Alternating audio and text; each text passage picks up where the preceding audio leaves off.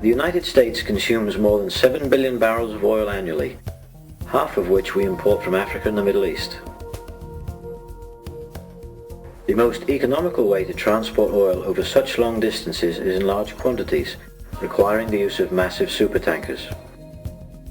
However, many US ports in the Gulf of Mexico and along the Atlantic coast are not deep enough, nor have entrances wide enough to accommodate such large vessels.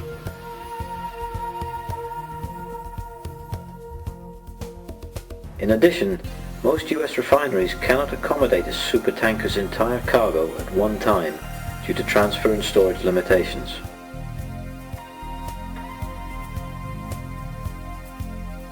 To resolve these issues, oil companies employ an offshore ship-to-ship procedure, where the supertanker transfers its cargo into smaller service ships, which then transport the cargo to port.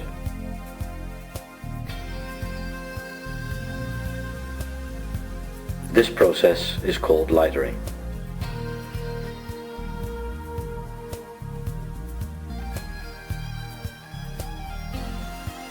Lightering occurs in specially designated areas about 60 miles offshore, where water depth is sufficient for both ships and where contact with other vessels is minimized. A lightering support vessel delivers the specialized equipment and personnel needed to conduct the operation to the lightering area, where it will rendezvous with the service ship.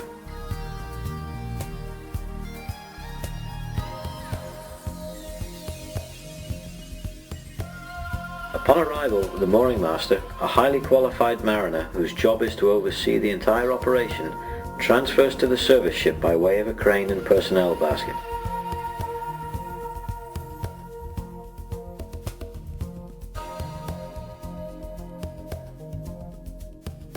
Next, the specially designed cargo transfer hoses are lifted onto the deck of the service ship.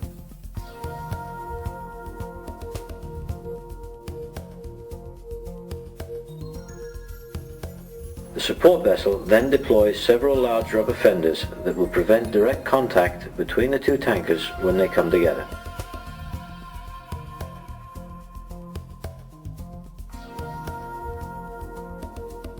With all of the equipment in place, the next phase of the lightering operation can begin.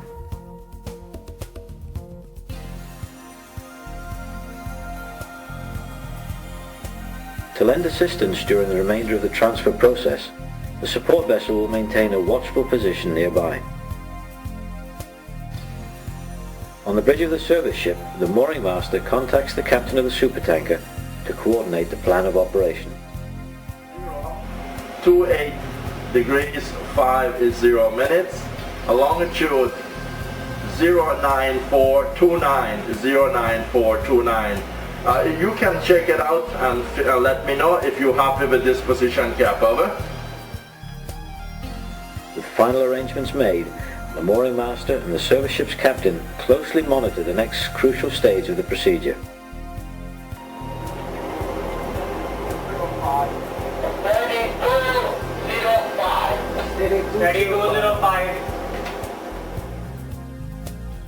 Under their direction, the pilot and helmsman slowly maneuver the service vessel closer to the larger ship while both are still underway.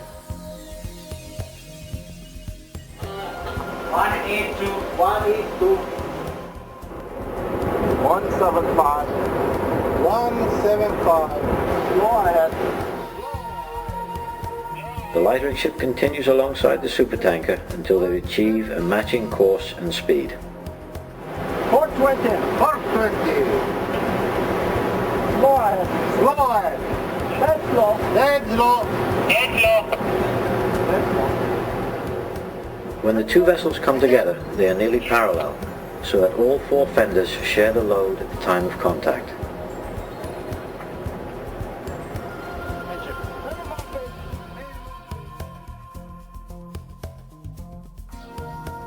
Still underway, the two tankers are secured to each other using mooring lines to minimize independent movement of either vessel for the duration of the cargo transfer process.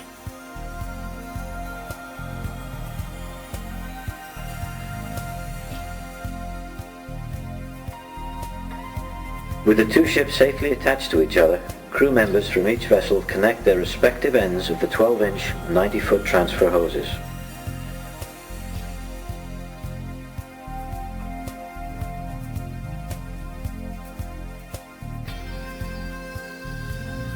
Pumping commences at a slow rate, but when flow has been established and no problems are indicated, the pressure is increased.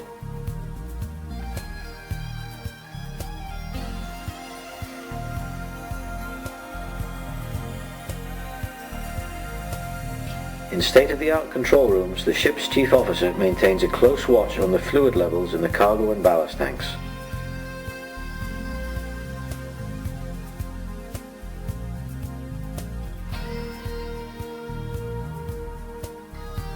The entire transfer operation is closely monitored on each vessel. Both of the ships keep a bridge watch to ensure that safe navigation is carried out, or, if anchored, that a safe position is maintained.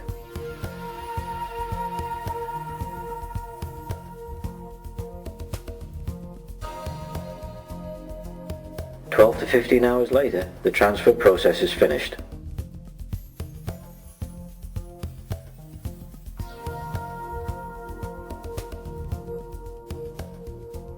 With the cargo transfer completed, the hoses are disconnected, drained, and sealed to ensure that no oil is accidentally released to the environment.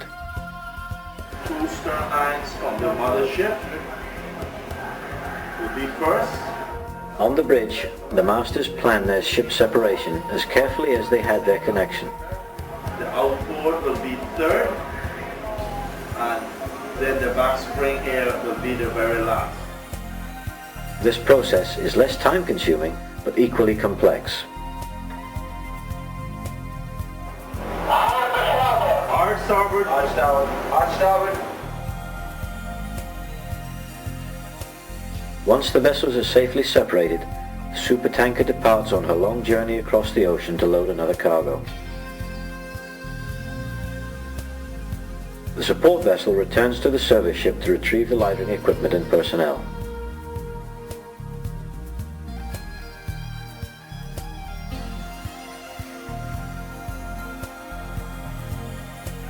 The massive fenders are reloaded onto its deck and firmly secured for the trip to shore.